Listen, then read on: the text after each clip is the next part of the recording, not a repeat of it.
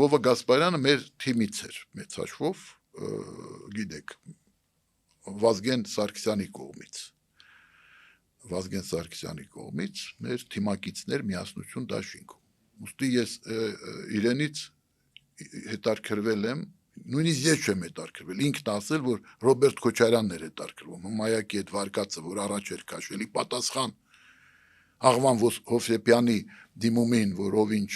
ասելիք ունի թողասի, որովհետև մենք մտադիր ենք կարճել, այդ վարկածը խելքին մոտ է,